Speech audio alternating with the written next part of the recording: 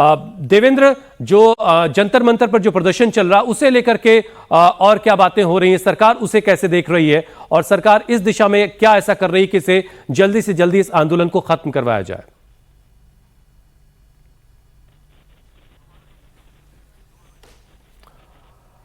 देवेंद्र पराशर हमारे political editor इस वक्त हमारे साथ मौजूद हैं।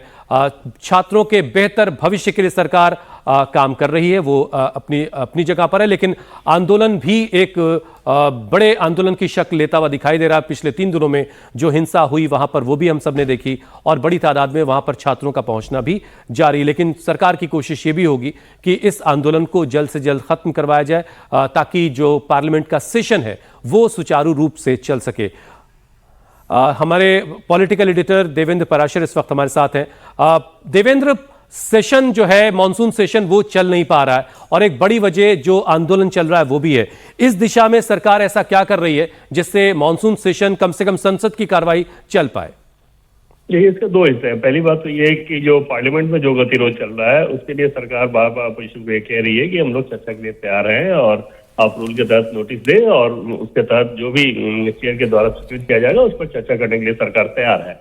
दूसरी तरफ जंतर मंतर पर जो प्रोटेस्ट चल रहा है उसमें कल भी बुलाया गया था सीजेपी के प्रतिनिधियों को भारत सरकार के 2 मंत्रियों के द्वारा, जिसमें केंद्रीय मंत्री, केंद्रीय स्वास्थ्य मंत्री जेपी नड्डा और डॉक्टर जितेंद्र सिंह हैं। लेकिन बाद में सीजेपी के प्रतिनिधियों ने यह कहा कि वो उनके आवास पर या उनके दफ्तर में भी नहीं जाएंगे, बल्कि या तो यहाँ है या किसी न्यूट्रल प्लेस पर मिल सकते हैं। स्वाभाविक तौर पर सरकार इस चीज को अभी इस रूप में नहीं देख रही है कि जंतर मंतर पर तो जाने का तो सवाल ही नहीं पैदा होता और न्यूट्रल प्लेस पे भी जाने का कोई मतलब नहीं होता है। बहुत आराम से वो मंत्रालय में आकर मिल सकते हैं और किसी को भी अगर मंत्री से मिलना हो या मंत्रालय में जाकर कोई बात करनी हो तो सबसे सुटेबल ऑप्शन यही होता है कि आप मंत्रालय में जाएं। तमाम अधिकारी भी वहां मौजूद रहते हैं, तो कोई भी इनपुट करना, कोई चीज करनी होती है तो वो हो जाता है।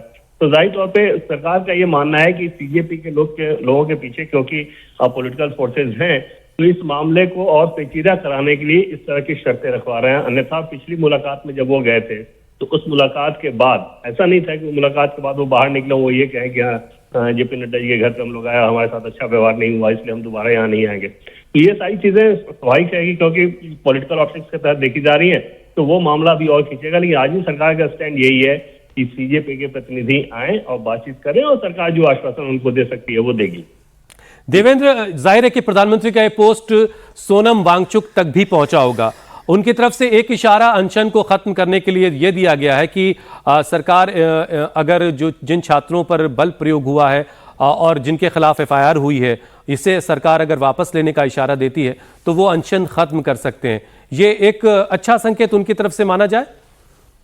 या निश्चित तौर पर, और वो इस रूप में लगभग दिख रहा है कि वो कभी भी वो अनशन खत्म हो सकता है, उस तरह का विंडो उन्होंने दे दिया है। अब बस उनको एक एश्योरेंस इधर से चाहिए, जो ऐसा एश्योरेंस जिसपे उनको भरोसा हो। तो वो एश्योरेंस देखने वाली बात हुई किस रूप में दिया जा रहा है, वर्बल दिया जा रहा है या किसी और रूप में दिया जा रहा है। आमतौर पर सरकारें ऐसी चीजों को बहुत रिटेल में नहीं दे सकते क्योंकि जरूरी ठीक है कि चलिए छात्रों के खिलाफ कोई कार्रवाई नहीं होगी, लेकिन छात्रों के आंदोलन के पीछे अगर एंटी सोशल एलिमेंट आकर वहां उन्होंने पुलिस वालों के खिलाफ हिंसा की है जिसमें 118 पुलिस वाले घायल हुए हैं तो उनके खिलाफ भी कैसे कार्रवाई ना हो। तो कानून स्वाभाविक तौर पे अपने हिसाब से काम करता है। उसमें देखने वाली चीज रहेगी कि सोनम वांगचुक को जो एश्योरेंस मिलता है क्या उससे संतुष्ट हो पाते हैं। लेकिन रास्ता एकदम से नजर ये आ रहा है कि वो अनशन कभी भी खत्म हो सकता है। अच्छा देवेंद्र, क्या सरकार कुछ, आप जाहिर है कि आप बहुत करीब से देख रहे हैं सारी चीजों को, सरकार की तरफ से कहा गया कि भाई पार्लियामेंट में जब चाहे बहस कर सकते हैं, दिन विपक्ष तय कर ले, वक्त विपक्ष तय कर ले, तो ये सारी चीजें विपक्ष को करने का मौका दे दिया गया। इसके बावजूद आंदोलन का रास्ता और प्रोटेस्ट का रास्ते पर विपक्ष अभी चल रहा है। क्या किसी तरह का कोई स्ट्रेस आप देख रहे हैं, सरकार के रुख में कोई तनाव है? देखिए, किसी भी सरकार को लेकर अगर पार्लियामेंट की गतिविधि वो ना चले या कहीं प्रोटेस्ट हो और जो नैरेटिव चले, जो मीडिया कवरेज हो, वो उस तरह की चीजों की कवरेज हो तो वो किसी सरकार के लिए वो अच्छी चीज नहीं मानी जाती है।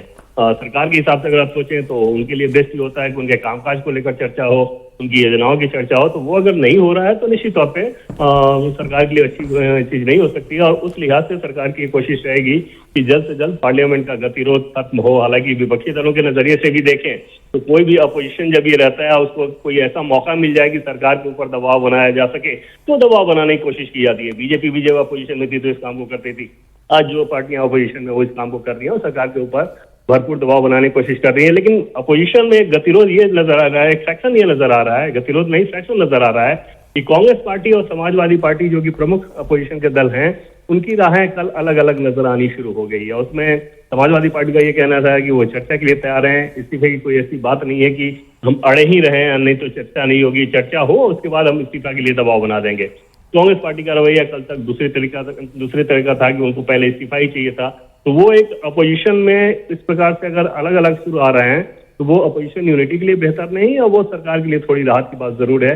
लेकिन लग ये रहा है कि अगले सप्ताह में ही ये चर्चा हो पाएगी। आज भी हंगामा खत्म होने के आसार नजर नहीं आ रहे हैं अभी तक तो। जी।